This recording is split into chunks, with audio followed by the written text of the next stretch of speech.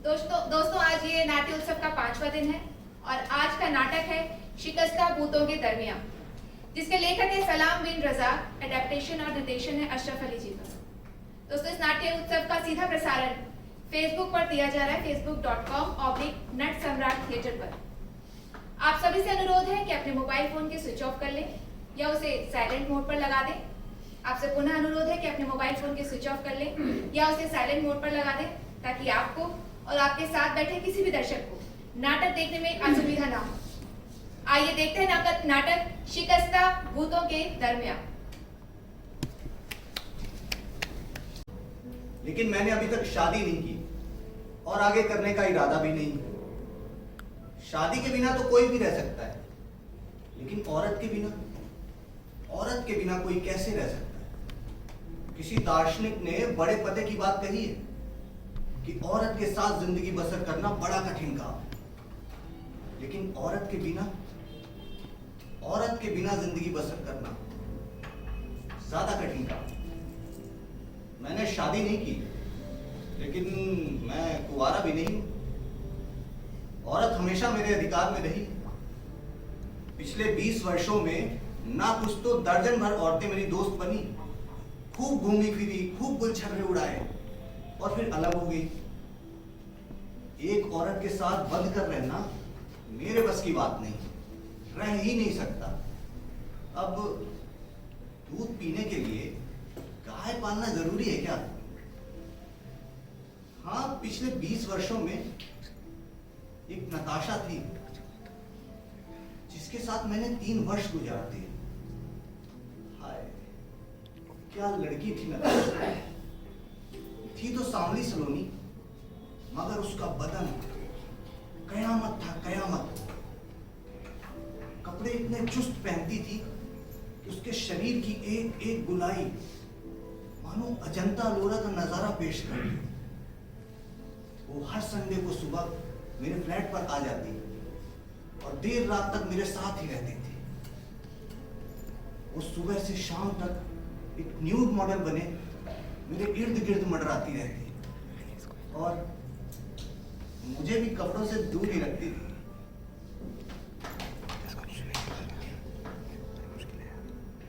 3 महीने पहले नताशा मुझे छोड़कर चली गई। बहुत चिल्लाई थी वो उस दिन। जिंदगी में पहली बार किसी औरत से जुदा होते हुए मेरे दिल के किसी कोने में कुछ चटकता सा महसूस हुआ था।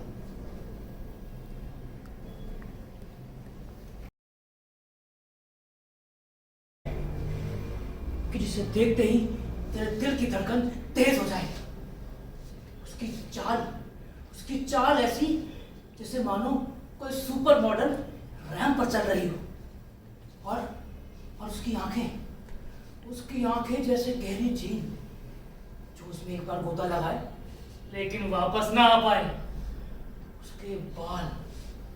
उसके बाल इतने घने जैसे काली घटाएं। और भाई उसके होठ इतने रसीले कि जिन्हें छूते ही जिंदगी भर की प्यास मर जाए। भाई, लेकिन ये बानो है कौन? बता दूं? हाँ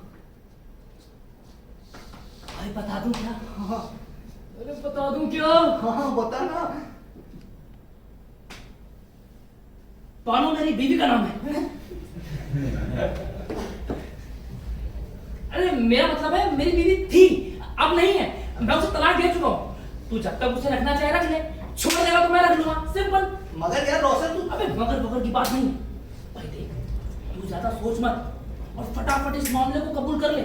भाई बहुत खुश रहेगा, गारंटी है मेरी। यार रोशन, बानो की जगह कोई दूसरी औरत नहीं हो सकती क्या? अबे बानो भी तो एक औरत ही है। यार मुझे ये ठीक नहीं लग रहा है। ठीक क्यों? अबे ठीक क्यों नहीं लग रहा? यार बानो तेरी बीवी है यार। भगवान, तो मेरी बीवी थी, अब नहीं है। समझा कि नहीं?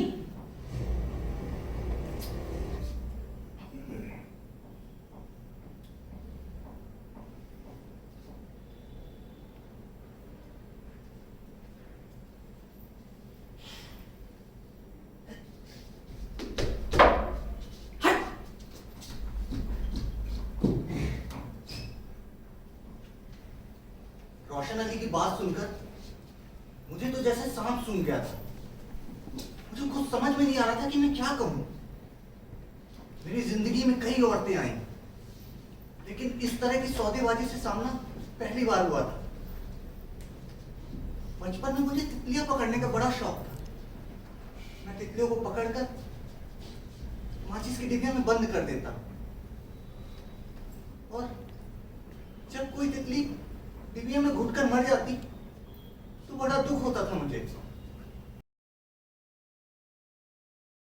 इतने में एक दुबला पतला मगर मजबूत हाथ पैर वाला तकरीबन 20-25 बरस का युवक पानी का मशक लिए हमारे कमरे में दाखिल हुआ। अस्सलाम वालेकुम मास्टर साहब। वालेकुम अस्सलाम।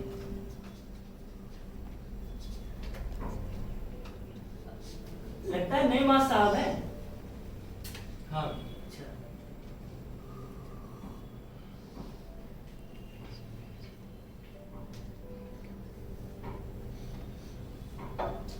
शेख साहब, ये इब्राहिम बिश्ती है।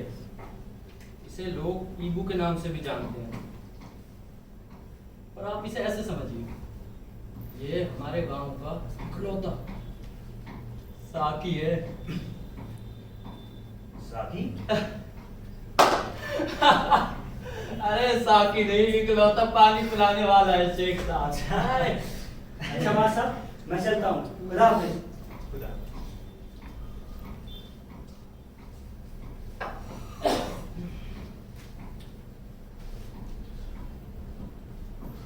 इब्राहिम बिस्ती। हाँ, इब्राहिम बिस्ती पानी रखकर चला गया। मैं तो उसके, तुम खुद इसे पढ़कर सुनाओ। जी मास्टर साहब, अभी पढ़े देता हूँ।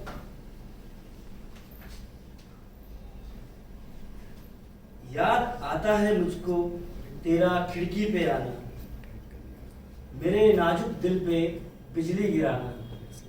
सोचता हूँ कब होगा अपना नजराना, कहीं ये बनकर ना रह जाए। रुको इब्राहिम, देखो तुम्हारे पास ख्यालात तो हैं, मगर उनको ढालने के लिए उचित शब्द नहीं है। और जाहिर है जब तक तुम किताबें नहीं पढ़ोगे तुम्हें शब्द नहीं मिल सकते। शायरी करने से पहले ढेर सारी किताबें पढ़नी होंगी, समझे? मां साहब, किताबें तो मैं पढ़ता हूँ। अच्छा, कौन सी किताबें पढ़ते हो बताओ? किस्सा नूरे नामा, किस्सा दाए हलीमा, किस्सा यूसुफ जुलेखा, किस्सा तोता मैना। इन किताबों से शायरी नहीं आती है इब्राहिम। तो मां साहब, आप ही मुझे कोई शायरी की किताब बताइए ना, मैं बाजार से जाके खरीद लूंगा। मैं देता हूँ।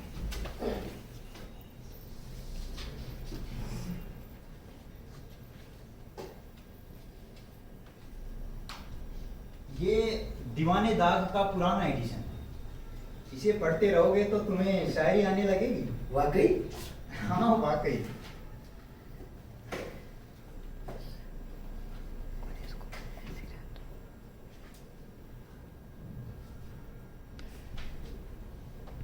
पढ़ो। लाख लाख देने का एक देना है, दिल बेमुद्दा दिया तूने। मां साहब, ये बेमुद्दा मतलब? बेमुद्दा नहीं, बेमुदा। बेमुदा मतलब जिसका कोई मुदा नहीं होता, यानी बिना ख्वाहिश के। उसके लहजे में छुपे किसी अनजान दुख की कंपकपी को महसूस भी किया। 3-4 रोज गुजर गए। इब्राहिम वक्त पर आता, पानी का मटका और बाल्टी भरता और चुपचाप चला जाता। उसके व्यवहार में एक अजीब सी तब्दीली आ चुकी थी। एक रात अचानक से मेरी आंख खुल गई। तभी दूर से किसी एक प्रकार के शोर की आवाज आ रही थी, और बीच बीच में तो किसी की चीख भी सुनाई पड़ रही थी। अगले दिन इसके बारे में आमिर अली ने मुझे बताया। अरे शेख साहब, आपने सुना कि नहीं? कल रात बेदार खा के घर में चोर घुस गया था। वो तो खुदा का शुक्र रहा कि घर वालों की आंखें खुल गई, लेकिन चोर फिर भी दीवार बांध के भाग गया। कुछ लोगों ने पीछा भी किया है, पर आप ही बताओ चोर कब किसी का हाथ आया। अरे शेख साहब, आपने मेरी गणित वाली किताब देखी है?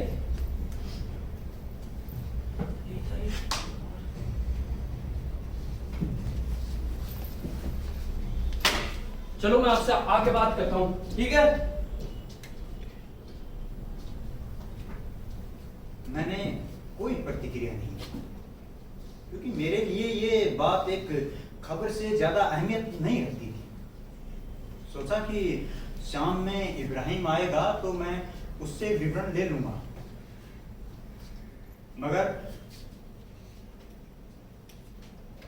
मगर उस रोज इब्राहिम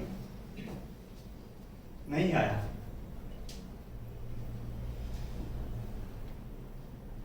अगले दिन जब मैं स्कूल में पहुंचा तो वहां में भी सिर्फ 20-25 बच्चे ही थे। मैंने आमिर अली से इसका कारण पूछा।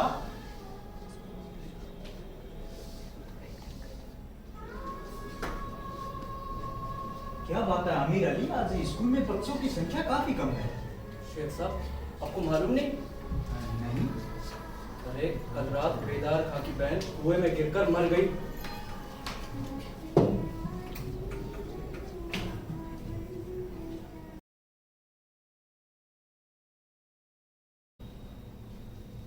उस रात मुझे एक मिनट भी नींद नहीं आई। एक बेनाम उदासी, एक अजीब सी डर मेरे हवास पर छाया हुआ था।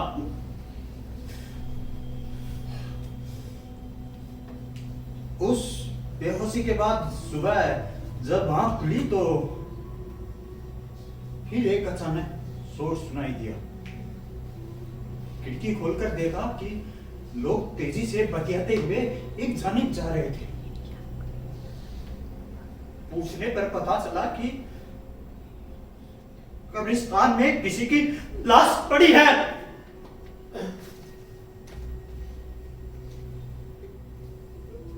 मेरे जहन में खौफनाक अंदेशे ने सांप की तरह फन उठाया और मैं भी कब्रिस्तान की तरफ रवाना हो गया।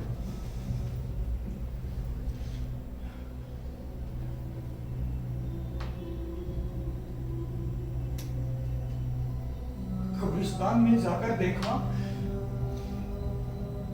कि पूरे कब्रिस्तान में तोरण काम उमड़ा हुआ था।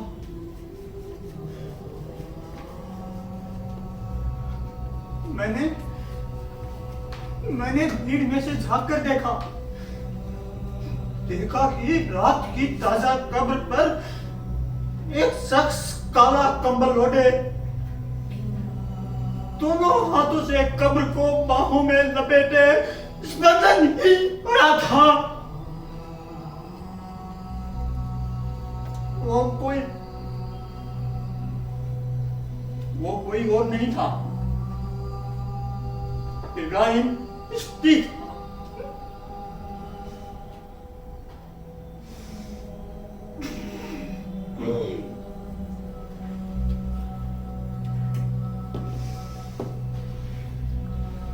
मेरे सामने सारा वाकया साफ हो गया था।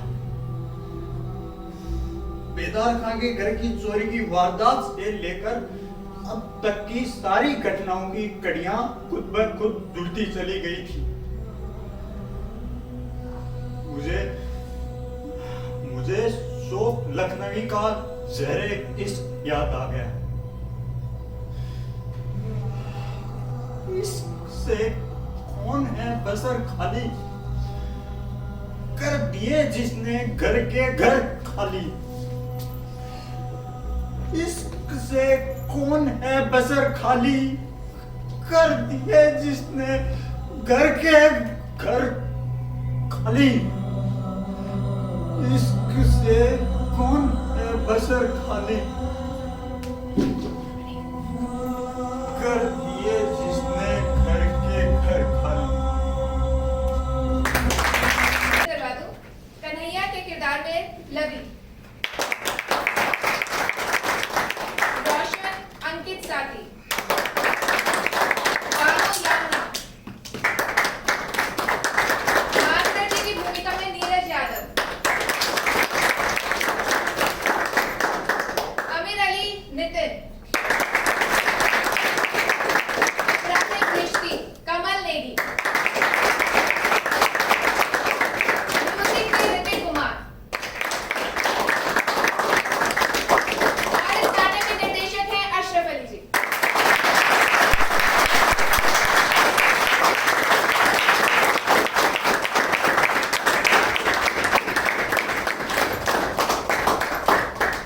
मैं नरसम्राट के निर्देशक श्री श्याम कुमार जी से भी निवेदन करूंगी, कृपया मंच पर आएं।